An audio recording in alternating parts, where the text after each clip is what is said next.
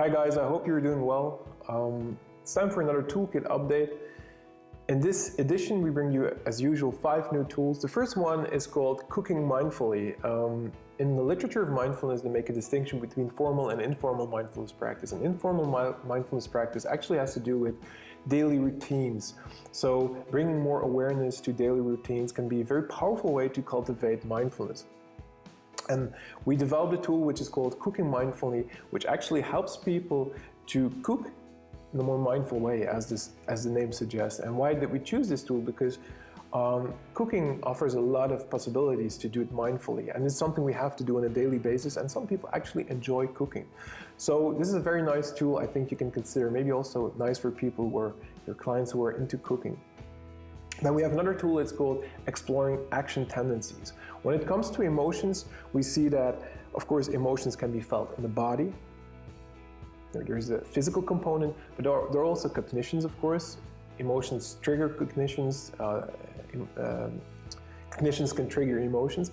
But an often overlooked ingredient of emotions is action tendencies. Most emotions, if not all emotions, trigger some kind of an action tendency. For instance, fear can trigger the action tendency to run away, or anger can trigger aggressive behavior, and so on. And it is really important for people to become aware of the action tendency that accompanies a certain emotion, because once we do that, we can prevent that automatic impulsive response from happening, because in most cases it's not very helpful. For instance, a person who is really afraid of getting turned down, but at the same time likes to connect to people, the fear of getting turned down may cause him to avoid other people. So this is the action tendency, but in the long run, this action tendency will not help this individual to actually do what he wants to do in life, namely connect to people and so on. So it's really important to consider action tendencies. A beautiful tool, I guess, to explore this.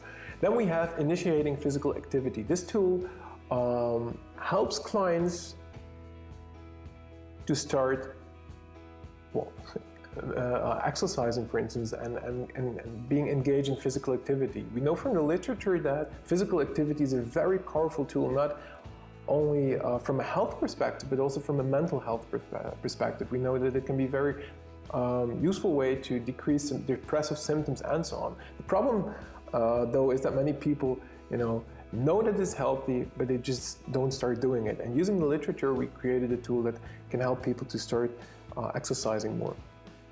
Then there is a tool called Meeting Needs Across Different Life Domains. And this tool was designed to address the complex topic of needs from a holistic perspective. So many needs that we have, for instance, the need for autonomy or competence or relatedness, just to mention a few needs that people can have, they can be met in one life domain.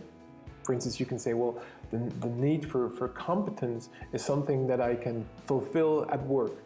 But some life domains that we have, for instance, the relationship with your son or whatever, are not so suitable for certain needs to be met. And this tool, what it does, it analyzes a need, a specific need that needs to be addressed at a given moment, and then considers the different life domains that a client has, and then also considers the extent to which each of these life domains is able to satisfy that need, and what may be needed, what kind of actions may be needed in the specific life domains for this need to be satisfied.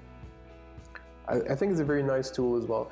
And then the final tool is called Therapist Self-Care, and this tool was developed for therapists. As we all know, many therapists and coaches and people who work intensely with other people can often be drained. There are a lot of challenges to be overcome, and many therapists devote a lot of time and effort to their clients and their well-being, but often ignore their own well-being. And this tool is an advice, a list of activities that therapists can take to also consider their own care and their own well-being. So it's a tool developed for therapists. I really hope you enjoyed this update. If there's anything you want or need, please let us know at the dedicated section of the website. Take care. Goodbye.